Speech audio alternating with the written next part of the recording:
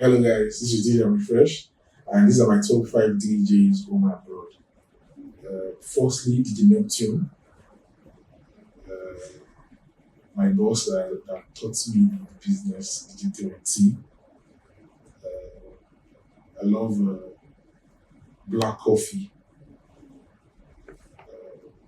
I love Rob Swift. I love Grandmaster Flash. I love DJ Premier too. Hello guys, my name is DJ Dami Fresh and I'm here on Chat with Adi.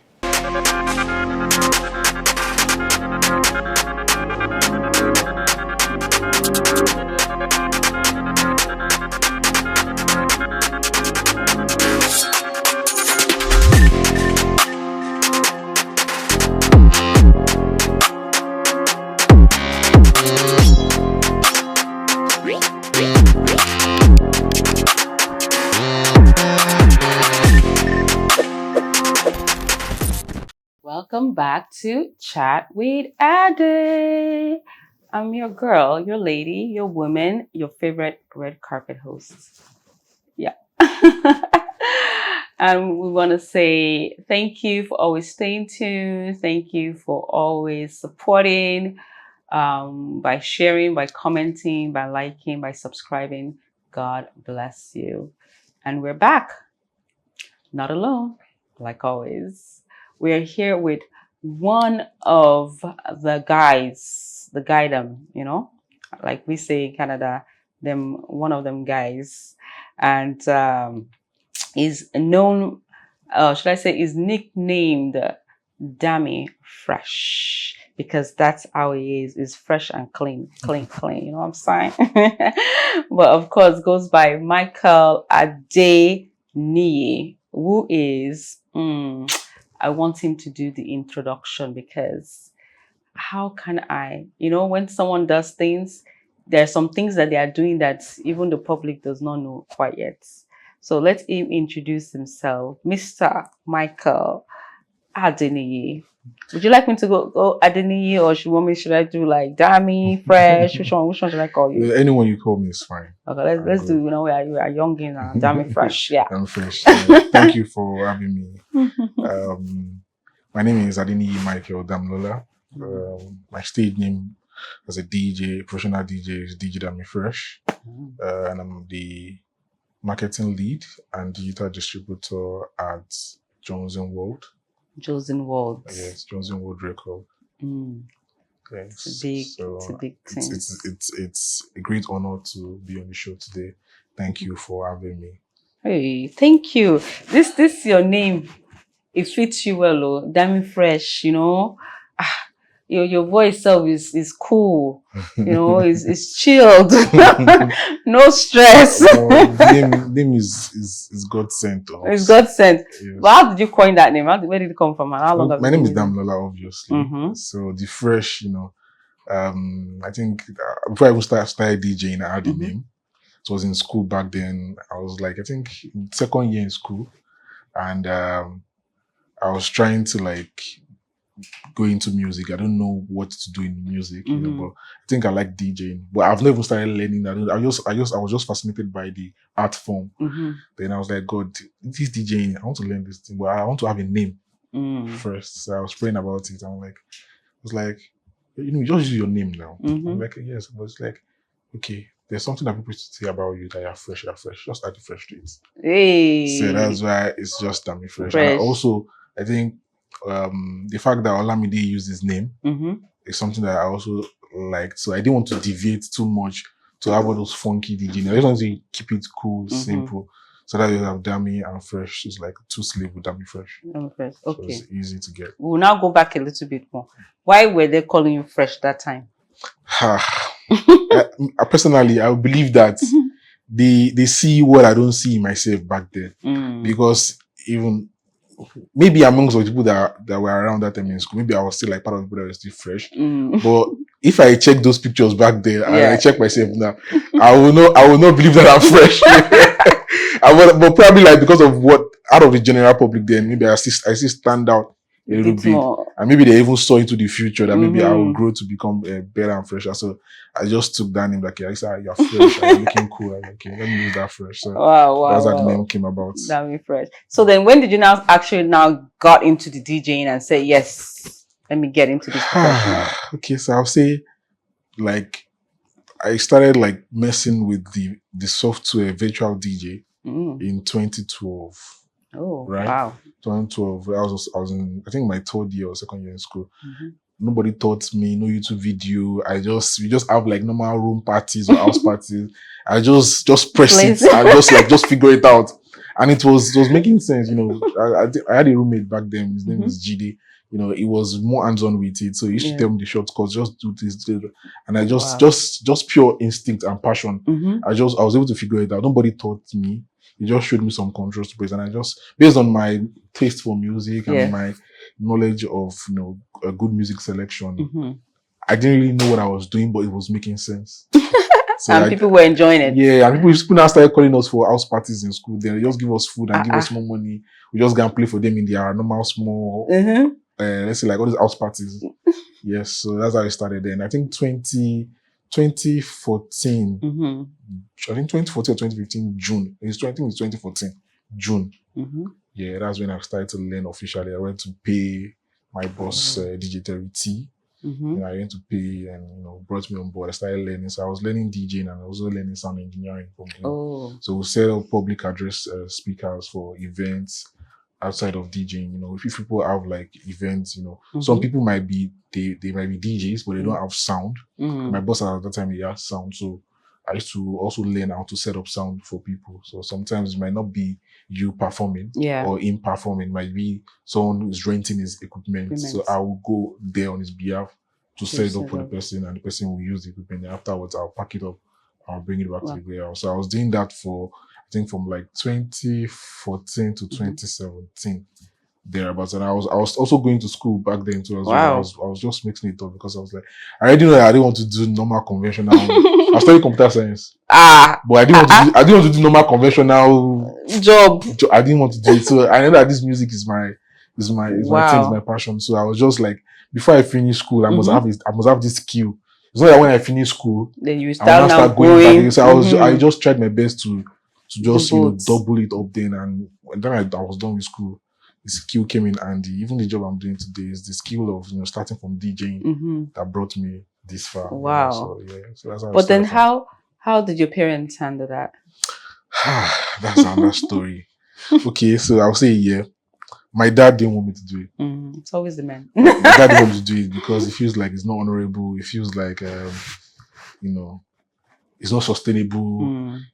Obviously, as a man that he is, he knows something about life that I didn't know back then. Yes. That I need to take responsibility, I need to provide, I need to secure the family. So it was thinking ahead for me that this thing is not really sure about it.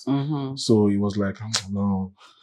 Then my mom asked me, do you really want to do this thing? I said, yes, I love it. I want to do it. She said, don't worry, I'll talk to him. But you will not call it DJing for him. You tell him sound engineering.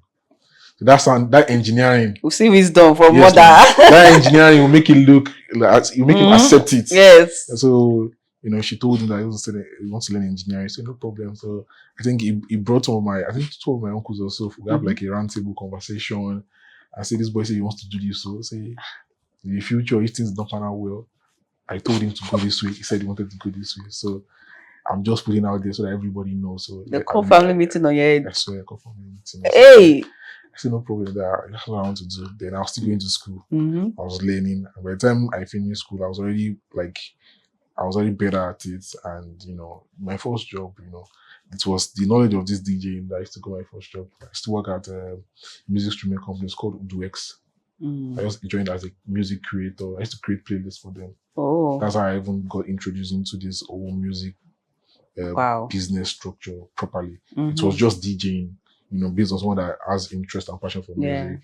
You know, I learned the craft and the art form of DJing, the skill to perform at events, different type of events. But also that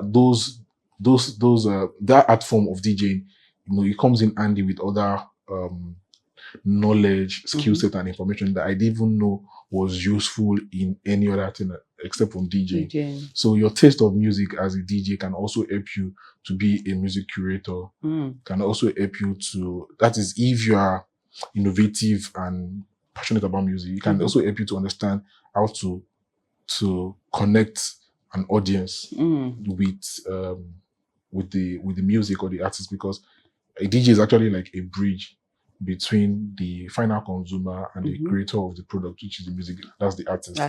So, you know, being in the mix of all of those things, I didn't know that I was absorbing knowledge or gathering. I didn't even know how to apply those knowledge. I didn't know I had them. So when I was on that job, then I was now trying to understand, okay, from this DJing to this music creation, working in the streaming, it works like a music streaming platform, like all of them, Spotify, Apple Music, you know, it's indigenously owned by Nigeria. Yeah, so that's where I got to understand that, oh, I could actually have, you know, good ear for music from DJing. I can use it to create playlists. I can use it to do this and that. So, you know, so I started learning other things like music marketing, music promotion, how to, you know, help an artist project their brand using platform, events, you know, production of events, you know. So like back then, you know, I was just, you know, exposed to the larger ecosystem of the music landscape, and it was really interesting. I was learning a lot. I was learning a lot. Like, so the way it was so interesting because I had a lot of knowledge in me that I didn't know what it was for. Then when I got into a space that could absorb those knowledge out of me, it now started coming out. You know, then I started those knowledge are actually foundations for me to even learn more and faster when I was in that space. You know. So that's how it just took off, and I really now figured out that I'm more than just a DJ. You know, I am, like, I would say I'm someone that loves the art form of music and creating music. The whole process of, you know, creating the music, trying to sell the music by connecting the audience to the music. You know, helping the artists to grow. You know, with their career. You know.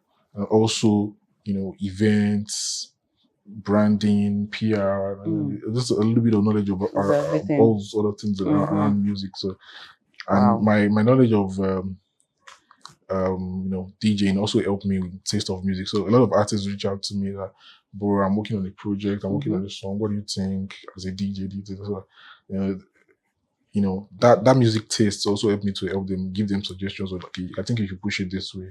I think you should push it that way, you know. So, and then I got to know, okay, there's something called A&R, you know, which is also about, you know, taste making for, like sharpening an artist creative, like in terms of their talents, you know, because in terms of the artist talent, there's the sonic part, which is the music, and there's the visual part, which is like it's in time with the brand, their imagery in terms of visuals and how they present themselves. So, you know, I was like, I was not like, okay, there's something called it, and I'll just like read about it, study about it, take courses on it. So, you know, I just have knowledge about all those things, but I will not say that I'm an E&L, but I have an understanding of what the role of an E&L does. But, you know, I just have knowledge of all those things. Yeah. You know, but what I really like to project more for me is my DJ career, because it makes me, you know, sit in front as a creative as well, as compared to being on the back end and just working. So I have the so to say the luxury of both sides. I'm as a DJ, I'm a performer, and as maybe like understanding the back end of how music business work, I'm also that guy on the back end, so that I can also make things work as well. So, you know, I cross between both worlds. Yes. So, wow, that's beautiful. So, as a digital marketer for a major label, Johnson World Records, right? What's the most critical part of building an artist's brand before even a single is released? You know, I would say, firstly, is the story of the artist brand. It needs to be defined. It needs to be sure. You don't have to guess it. You have to know it. You know, as a point of entry into the market, you have to know what the artist want to stand for, out there. How do you want people to perceive the artist? Which kind of people or which kind of audience do you want to project the artist to? And what does the artist want to project? So those three things, are what you coin together and have answers to those questions, defined answer to them, not maybe not. You have to be certain that okay, this is what this artist brand stands for. Yeah. These are the type of people we want them to accept this artist. This type of messaging or narrative we want to dish out with this artist. You have to define it. It's like a trifecta of branding. If you can get those three questions right, then you can now say, okay, we want to push out an artist, because that's what will influence the way, the kind of songs the artist will create. That will also inform other elements in terms of looks, the persona the artist will put on, in terms of the style the artist, in terms of typographics, color. There's some artists that they have like a significant color. Some artists, they have like the way they write their name, or the way they write if they don't do like a flyer or a banner, there's a typography they use. They won't use this type of signage and use this one tomorrow. There's already because they have to be like a visual consistency, so that when people see it, they just know that it's this person. It's just the same way when you see some certain brands and their color, you know that. Yes. So as an artist too, because the artist is a product, and the music that the artist also creates too is also a product. So the music is a product, the artist too themselves is a product. But how is an artist a product? If an artist has like a good brand, that brand is also a product too. Then the music too is also a product. So you have to define the story of the artist before you bring the artist out at all.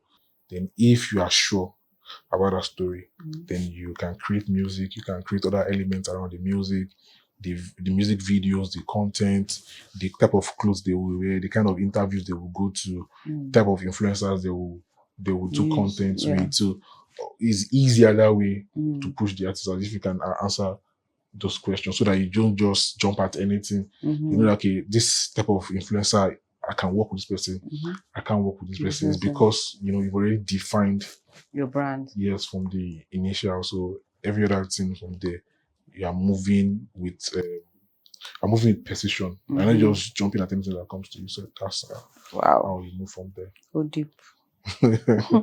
How do you decide the best platforms or strategies for distributing a new artist's music in Nigeria's fast evolving digital space? So this particular question is interesting because over time, there's always been different ways of format in which music has been pushed out or projected to the audience. Right, and it will keep evolving. Some platforms will come and go. But currently, I would say, try all platforms. Or you can select a couple of platforms that you want to try. The Instagram, the TikTok, Twitter, Facebook, all these platforms, you can try them. But based on your brand and the kind of narrative you want to push out, right, for a particular release, you should be able to have like a key platform that you go heavier on. Because the type of audience that will connect or resonate to the music you want to market, they are more on certain platforms. And if you can identify those things that is in this song or what you want to project, you can now choose the platform you try the platforms, but you go heavier on one platform than the other. Then and sometimes what happens is, you need to go where the traffic is. You might go heavy on TikTok, but the buzz is coming from Twitter. You need to always reassess and reanalyze your campaign. Then you quickly, spin over and cross over to Twitter. Okay, this is Twitter now. How can we manage the growth of this traffic that we're seeing on this platform? using what is working on this platform. Don't try and do what is applicable to TikTok or Twitter. Don't try and use TikTok influencers and bring them to Twitter. Look for people that have owned their craft and build an audience on that platform and try to work with them, leverage their community and their audience, and use it to continue blowing or fanning the flames that you're already getting from that platform and let it grow. So if it's on TikTok too, probably like a creator just picks up a song, or someone just pick up a song and does an interesting content to it, and it is going wild. As an artist, when you see something like that, do something like that too, like that person has done. Do it, not just one, do multiple of it. Do multiple of it, because TikTok is a platform whereby the more you do, the better. It's like you're feeding the algorithm information, right? Because what's it called? I would say scientifically or mathematically now, or technically, the more sound or the more videos that is under a sound on TikTok, right, the higher the sound will rank on the platform. So it's an engineering formula. Okay. Right. The more the video, doesn't matter who or where or the type of video, the more the video under a sound, the higher the sound will climb up in the charts on the platform. So if your song started out at release and maybe like in the first 1 week of your release, having like 20,000 or 50,000 videos under your sound, and be like, this is amazing. Then maybe some of those numbers as a result of something that you have already put in place to trigger that growth. Then you allow lucky people now accept those initial push that you've done, and they're now building on that to create more content. Lucky for you. So I always believe that as that campaign is growing, there will be another touch point or another style of content that someone else will, because human beings are generally creative. If you say, okay, like this campaign now, put your phone in front of the mirror and do content, put this type of caption, that's what you want them to do. And they're already doing it and it's moving. Somebody will just come and go to the village and use it to do another type of content. And people will now say, I just want to is moving. People will now start jumping. As an artist, you have to follow. You have to follow, so that it's just like you're fanning the flame of your record on the platform. So whatever is moving, if you cannot do it, you look for people that can do it and pay the money for them to do more content like that, so that one to start with. So let's say the content that you did initially, maybe you're using the song to cook in the kitchen, and everybody are not doing that type of content. Then somebody else uses it to wash his car, and it's being you have to also invest in that too, so that you now have different touch points. So if you cannot cook, you can wash car. You can do wash car content. If you cannot wash car, maybe you are going out and you're just doing like ready to get ready with me. If that's your speed, you can also join it. If it is like a dance thing too, that means that everybody will be doing the dance. But what will just happen is that you just want more videos on your sound, so that your sound will continue growing. So that's how it works. That's serious. And what role do DJs play today in breaking new artists, especially when record labels are heavily pushing streaming platforms? Okay, so that's an interesting question, because I'm a DJ myself, right? So that's quite interesting. So what I would say is that DJ is a very interesting art form, which is at the core of one of the biggest genres in the world, hip hop. And DJing is not going anywhere anytime soon.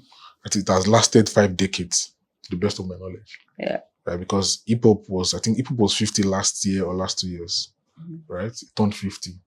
So DJing as an art form is a bridge that connects the record and the artist to the consumer. Right? Their streaming platform now, I don't think there's any streaming platform that is up to 5 decades yet. So I feel like these streaming platforms are very good innovations, and it has changed the way people consume music. We are all aware. But here's the trick about it. I want to believe that there are more people that are not on streaming platforms than they are on streaming platforms. Really? You Yes. think so? Not everybody on streaming platform, right? Some people are still trying to get to streaming platform. But when you go to a party, right, the party encompasses of different demography of people and also age brackets, right? And when you play a song there, it connects to everybody there, as compared to me listening to what I want in my playlist, listening to my own playlist, my own selection. But at an event when a DJ plays a record, right, it brings a lot of people together, and once they accept it via that platform, they cannot go back to their various medium of consumption. If it's to buy this physical form of the song, the CD, or put in a flash, or still go back to the streaming platform so that they can enjoy the song more. So there's this like personal sentiment that comes from when a DJ plays a record as compared to you just listening to it, personally. So, that is the point where I would like, people like record labels or people that are trying to push their song to also still consider. And when a DJ plays a song, he plays it when it's creating experience and mood. And the way they play it is different from the way you play it on your phone.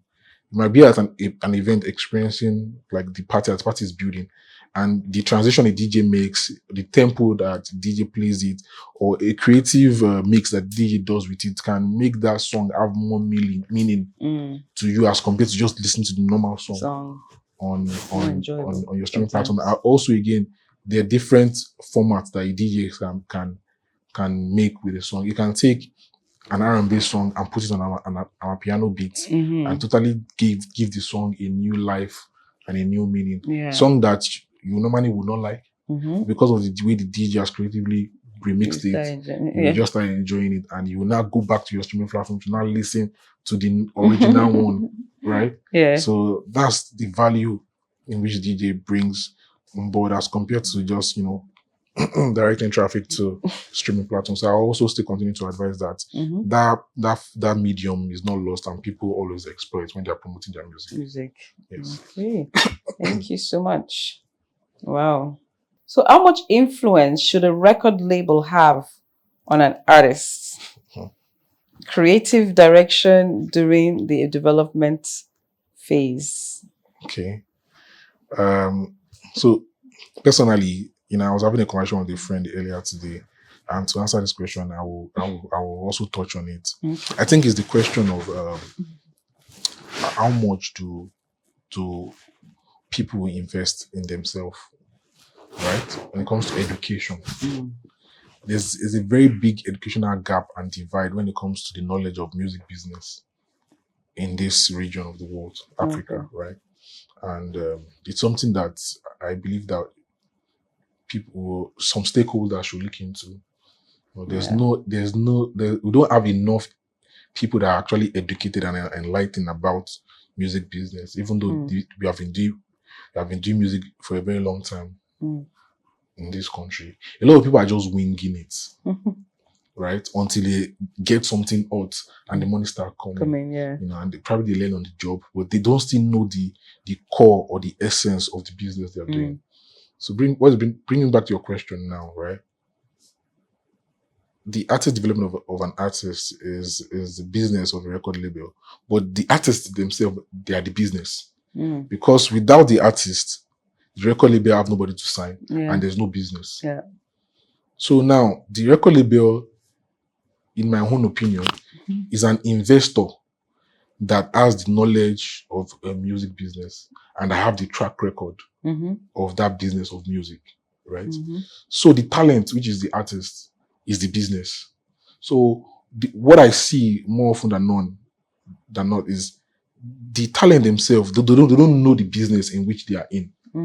So now, if you want to make decisions in terms of the growth of the artists themselves cannot really point the record label in the direction in which they want to go, because they don't have the knowledge of the business they are in, and they are the business.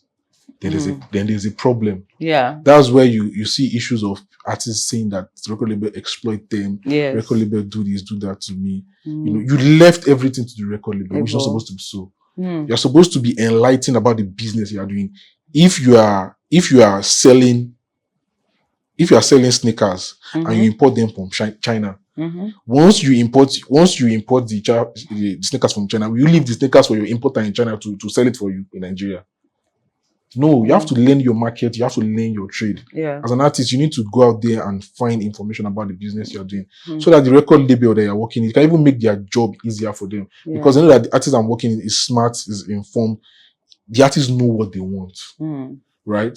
So you've seen a lot of young artists. They come out. You see their styling, the way they communicate with their audience, the way they do their shows. Their shows is always very immersive, and the experience is always great.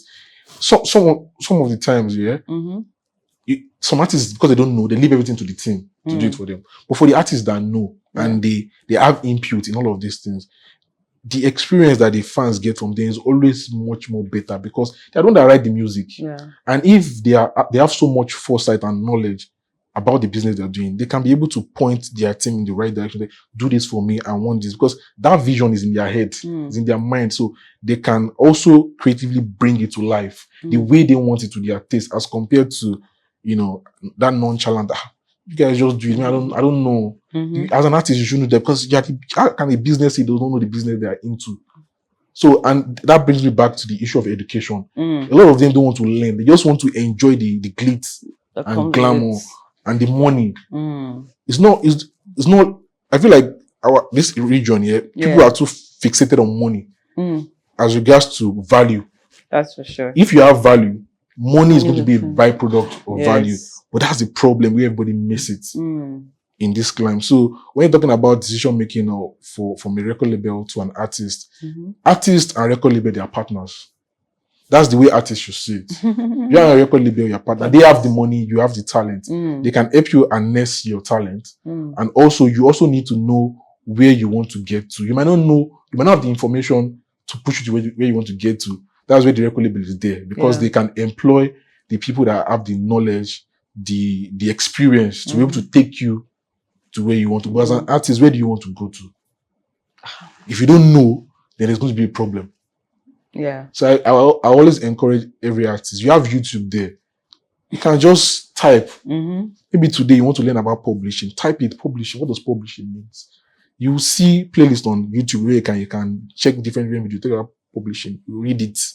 You talk about how to market your song. You to have an input. When you're talking about your song now, okay, you want to drop song for you want to drop a budget of like 50 million or 100 million. You as an artist, you don't even have any idea of what you want to do.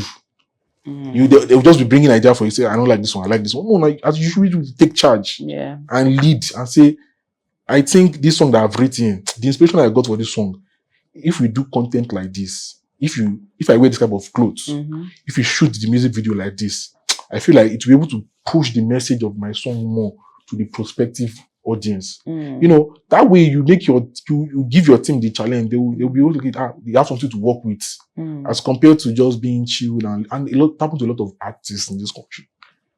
And this record label, they invest a lot of money in these artists, but the artists they just want to blow. So when you now blow, what now happens? Because now you don't know your business there. And that's why I say this person cheats me. This person, you don't have to be saying that in 2025. You read, you watch videos on YouTube, you learn.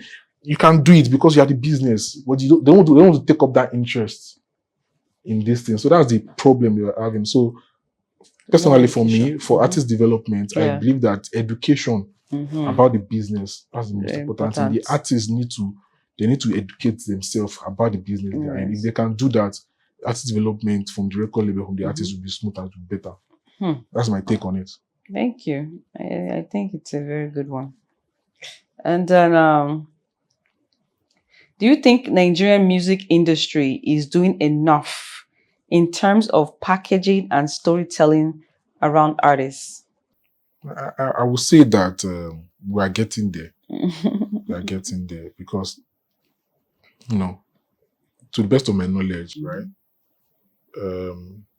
the music is just the first step in all of this music ecosystem. The song is just the first part of it.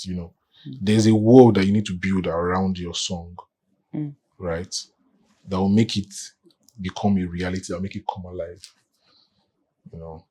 So things like your artwork, your visual content, your picture, the narrative that you spin on social media to make people want to resonate with the music, all those things are part of the packaging and selling of the record that you have created.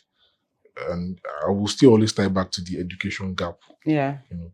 If you as the artist or the team, they're not well informed, people will jump steps, the vital steps that you're supposed to take. Yeah.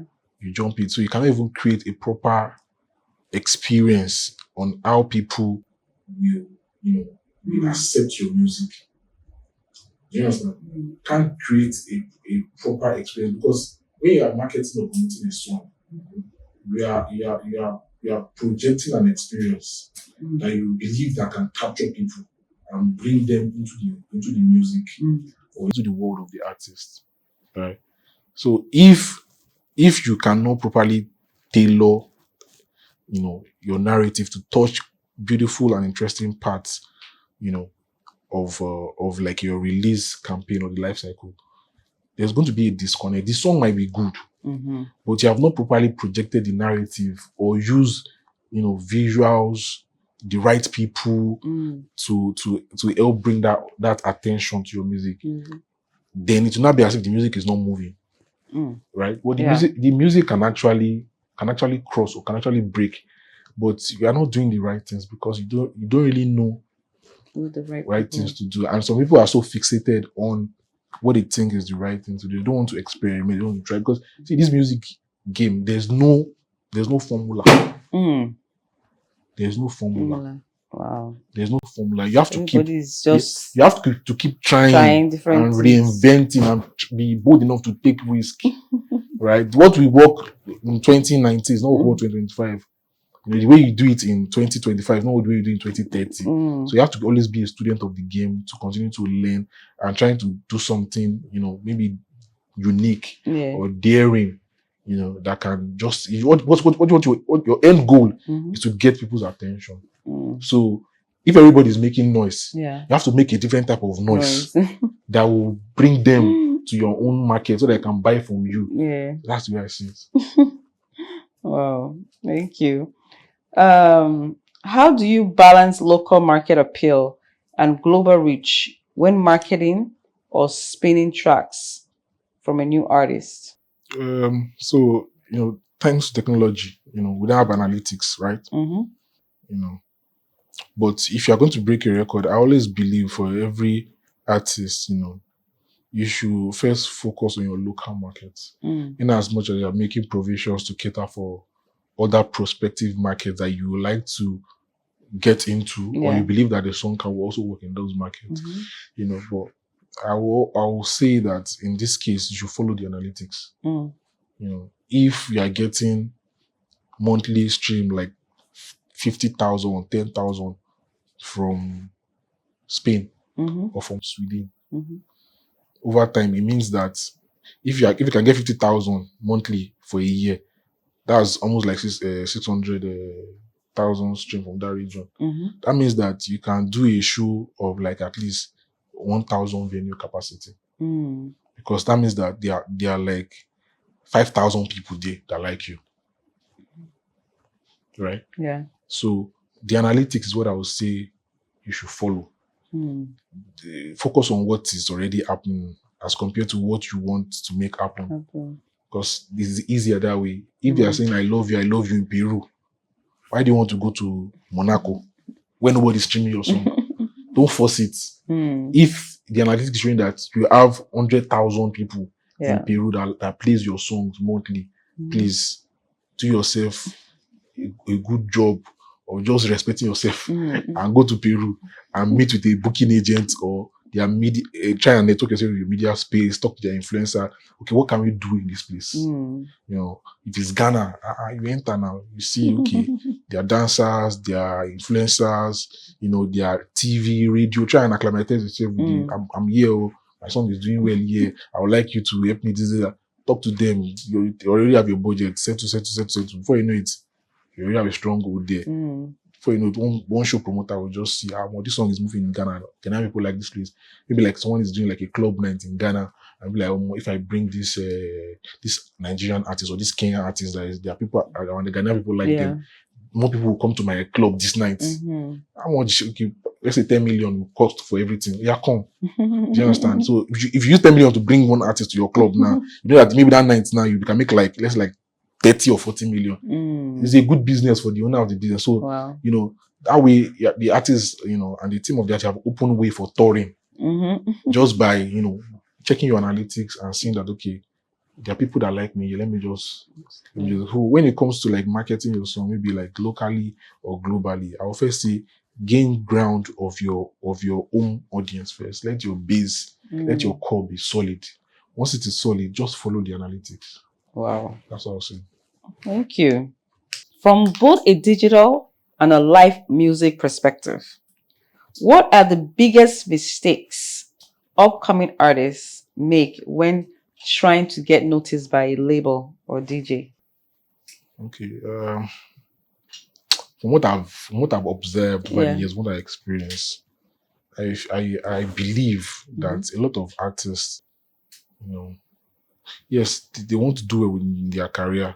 So what most of them do is that they chase. They chase. That's the problem that I see most of them do. It's not a bad thing to chase, but you have to chase correctly. Chase with value. Don't chase for them to come and help you discover the value in you. So first, stay, create, be consistent, educate yourself, enlighten yourself, build a community, have leverage. When you've done that, people will chase you. You're not the one that will chase people.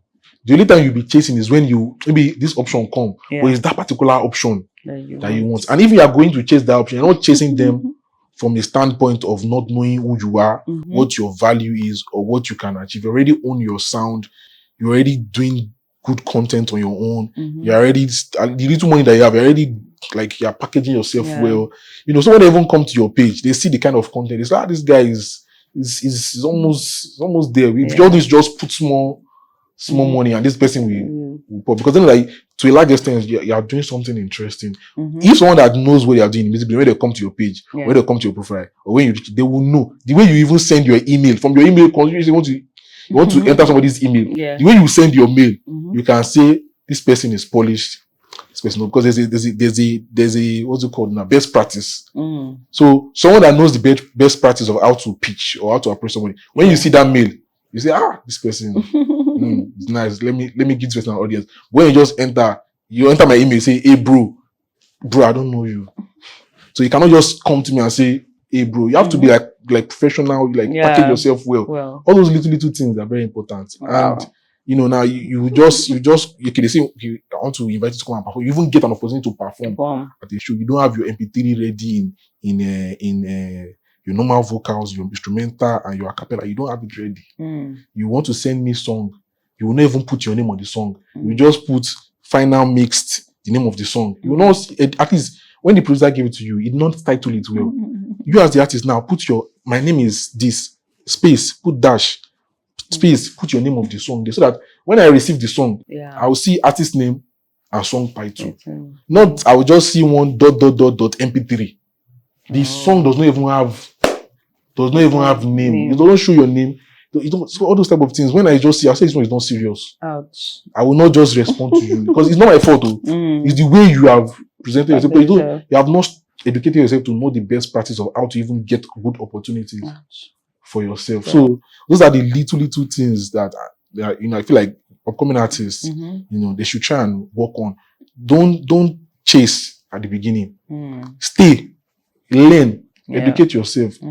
Be consistent, build a community around yourself. Even though it's 5,000 followers you have, but when you post one video, that 5,000 followers, at least 800 will comment, 1,500 will like. So if somebody comes to your page, you'll say, this guy is getting small. Your number is not the most fantastic number because you're just doing it on your own. You are struggling, but you have people that they are rooting for you.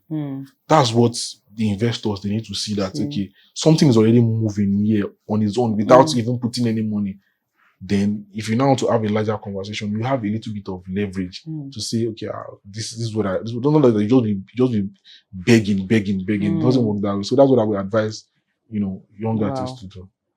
Wow. This is some loaded information from the top. That's all right, yeah. Wow. That's superb. So, which do you prefer? Which do you enjoy more? I think you mentioned it though. That I think you enjoy the DJ aspect of it more. No, it's not like I put that forward more. Okay. But I enjoy everything. Events. I also do events too. As I have like an event I do annually. It's called the Dami Experience. It's always every October. Okay. Yeah. So I also do events too. As I plan, curate events. I perform at shows, like different type of shows, concerts.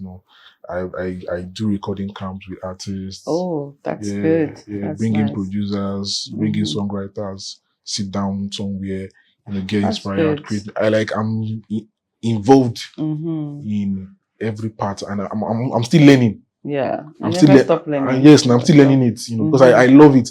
There's no part of the business I'm doing like have an idea of, because I want to I'm just spreading myself, like anything I can magnet knowledge. Yes. I just keep absorbing. So you become more valuable like that too. It's because I love the business. I just love it. Even if I'm not, even it's not, everybody wants more than everybody, but it's just something that I'm passionate about. Even since when I was small. I remember when I was small, MTV Base, Trace, all these programs I used to do. I used to watch everything. All these Pimp My Ride, Punk Kids, all these shows. Anything that is just entertainment, music, I'm there. Because I just enjoy it. So it's something that is just part of you. Yes. Wow. Thank you so much. And you're able to, get all this information, work here, do this, do that, and be able to keep, because I believe you're married with, and you're able to keep the family. And I'm sure your parents are proud of that. Yeah, it's not easy, but I think like I've said, you should be able to know what you want for yourself, because the entertainment business is not a very easy business. If you are not informed before you enter, you might get misinformed. It will teach you. Yes, you might get misinformed, and when you get misinformed, it might affect your personal life, because there's the business life and there's the personal life. More often than not, a lot of people that are into the entertainment business, they don't know how to balance it, because what works for me is that I don't try to insert myself in anything, in everything, people, I can't know everybody. No. I can't be cool with everybody. Yeah. I don't have an issue with you. If I'm not, you don't say come here, I will not just jump there. No, so that way you can even reduce the kind of people that you really go out to meet strategic people that can move you forward. But if you just like to just lay around and just be everywhere, they are bad association with business. So they will obviously say, this guy always they will learn something that I don't want to learn before you know it. They will first spike you, and after now go back down. Because you're about to say, they will give you cap, you used to collect your eggs. So it's normal, it used to happen. But some people will definitely fall victim. But if you can educate yourself, enlighten yourself, you'll be able to navigate effectively. Don't like those who will not see you, or you will not see them. You guys will see each other, but you will know how to be maneuvering yourself. You will not learn where I'm supposed to learn. You know how to people to achieve. You just do what you love, make your money, and go home. That's what I do. Wow, that's super. So now we're going to go to the second segment, which is 1 minute drill. Okay. So you can have 60 seconds to answer a couple of questions. Let's see how many questions you can answer in 60 seconds. Let's go. Yes, so buckle up. 60 seconds. Okay, so this is 1 minute drill with Mr. Michael Adini, also known as Dami Fresh. The first question is, what's the first thing you do when you wake up? I pray. Are you sure? Yes. What's your favorite emoji? Laughing emoji. What's your favorite football club? Chelsea. Why? I love them so much. They're very tenacious, stubborn. Which platform gives artists the most visibility in Nigeria right now? TikTok. How do you decide which artist song to push or play as a DJ? If the people love it. What makes a track DJ friendly in the club? The messaging and the tempo. Who is your celebrity crush? I don't have one. Okay. What are your 3 favorite songs of all time?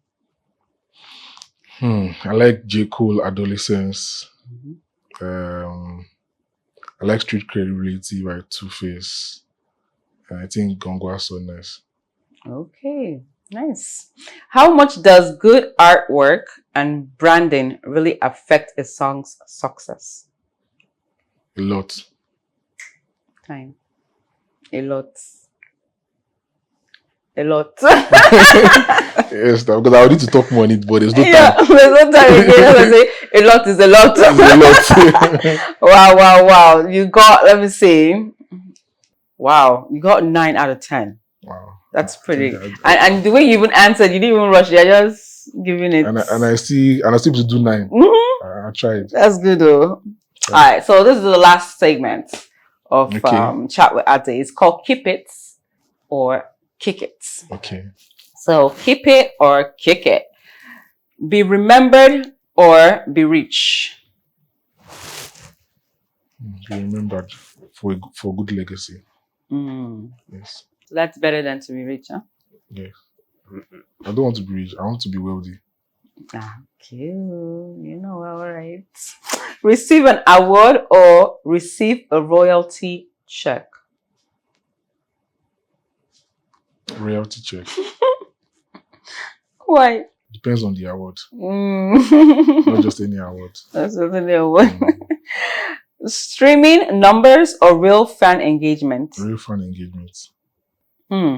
Which one matters more?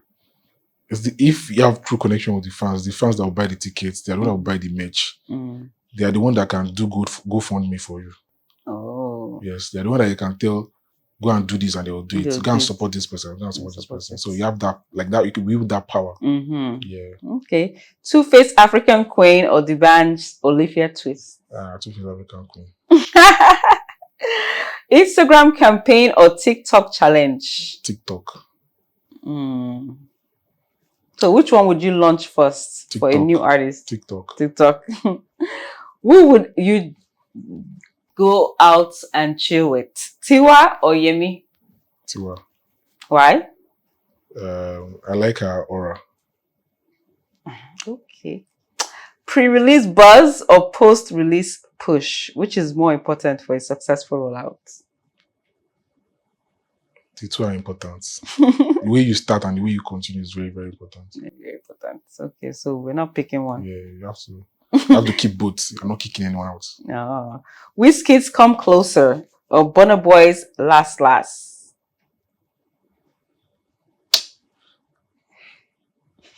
It's Burna Boy Last Last because Come Closer is it's risky that Drake now.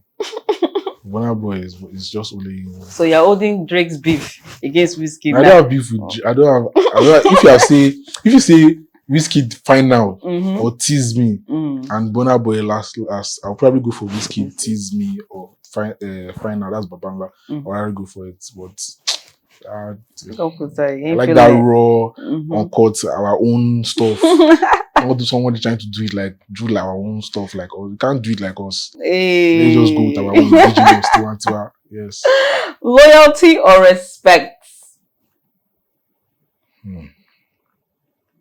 Let me think about this one very well. Be thinking.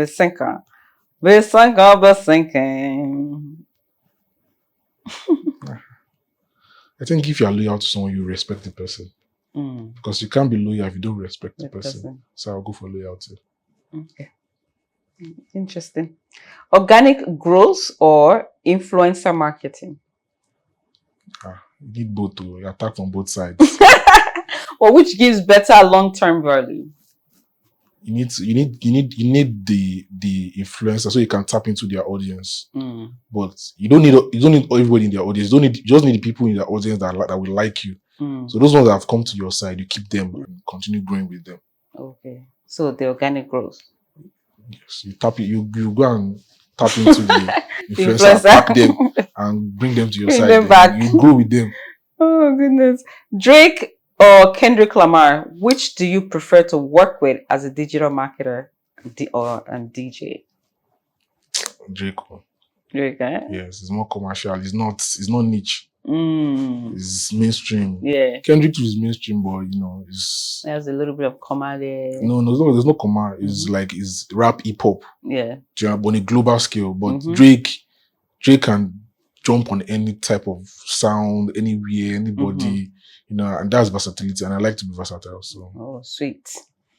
As a DJ, would you rather spin an exclusive unreleased track or a guaranteed crowd favorite? Depends on where I'm playing. If I'm playing, or when I'm playing, when the way the event is or the time of the event, if it's a peak period, I just want to give the people what they want, go with what we work. But if it's still like you're building the event, you can still, because as a DJ, you're a tastemaker, so you're supposed to see if people would like a song, recommend songs to them. So, but what they pay you for is for you to have a good time. So when it gets to that time, you can't be experimenting with them. That's one of the pros and cons of a DJ. They're already at the peak. Just give it to them. That's it. Don't let them throw shoe at you. You want to waste their energy. Rema or Fireball? Fireboy. This one is tricky. Because I'm a Fireboy guy. I like his storytelling. I like his songwriting. Rema is very, very good. Rema is a genius. Fireboy, there's a way he expresses emotions that I want to even cry sometimes. You'll be thinking your life. That's why I like Fireboy. It's like there's aura, the appeal that he has to his music. He's like water. Everyone is like fire. You collect, but Fireboy is just easy. I'm that chilled. I've been a fresh boy. 25 mil or dinner with our president. I have a lot of things to execute now. I need the money. If you meet president, the president can just give you bigger money. That's the thing, and you will gain experience, you get connect. So it depends on this thing. President is a big man. It's not easy to president. And once you're already a president, you're a president for life. And if you can dial president number, you can pick and they can call your name. Even though, but at least you don't get that connect already. So which one? I'll think about it. Maybe not now. Maybe I'll give my response off camera, but I'll think about it.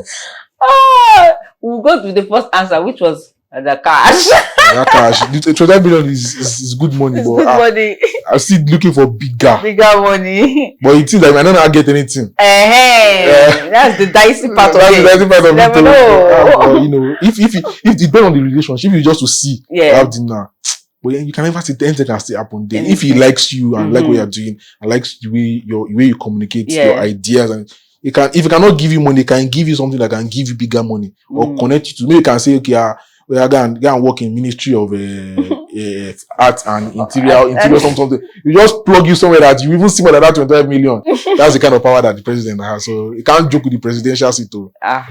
It's powerful. Because all this one now, I believe you are changing your mind that the dinner with the president might be the better choice. Maybe the presidency on that seat is very powerful. You believe in yourself, that when you see that the president, you speak, like if I can have a good conversation with him and he sees my ideas and my initiative, can be able to connect with someone that can give me a bigger platform. I think I would rather, have a conversation with the president, a dinner.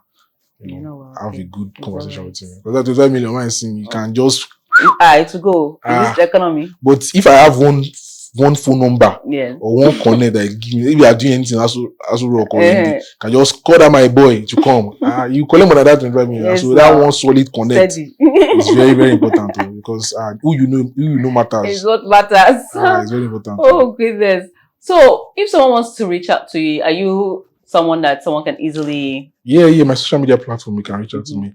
It's Dami Fresh Music on Instagram, on TikTok, on Twitter. Dami Fresh Music, DAMI Fresh Music, everything one word across platforms. And don't go and be sending DM. Hey, bro. No, you have to tell me. Tell me what you want. Tell me what you want. Go straight to the point. Don't be. You just first send hello. Don't do that. Just compose your pitch and send it. So, oh goodness. Be strategic. Yes, now because there's no time. Everybody is this life. And if you they're even lucky that you open that their message. I'm not all those big people. I open it. I pray to God that when God take us to that big level too, we are still able to be opening it. It's not going to be easy, but we'll try to open it, because you never can tell. Yes. Use your platform to elevate, to help the next generation. So I'm all for things like that. That's good. That's good. Thank you so much. So please, any last words for those out there trying to make it, trying to get noticed in the music world? I've said everything, but I will just say again on a final note. Yeah. Educate yourself. There's nothing like being knowledgeable about something that you're passionate about. Don't be in the dark about something that you love. If you really claim that you really love it, and it's not the money, that you love the money than the thing that you're doing, you can take out the time to learn, read, ask for people that have knowledge, take courses, empower. Because once you have the knowledge, you're powerful. Yeah, you can be able to make strategic decisions. You're able to do what that thing that you want to do. You can be able to do it because you now have the know-how.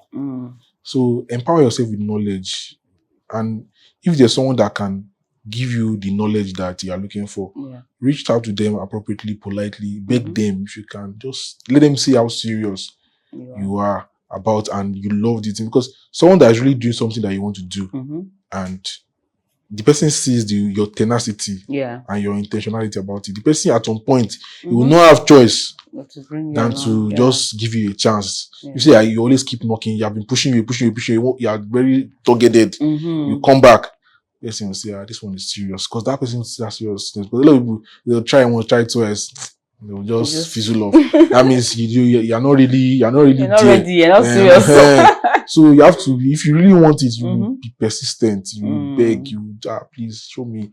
So when you get that knowledge, you can ask, okay, those ideas that you have in your mind, you cannot bring them to life because you've already acquired the knowledge, and it will be much more easy. Any other thing that you want to do from there, you already, Bible says you shall know the truth, and it will set you free. If you don't know, how do you want to move? So that's it. Wow. Hey, Mr. Dami Fresh and clean. Thank you so much for your time. Thank you for having me. Thank you for the nuggets. We've learned. I'm sure you've learned, because definitely I have learned a lot. And let's put it to good use. Don't forget to say hello to him, say hello to us in the comment section, and follow the social media spaces. Do the needful. Take care.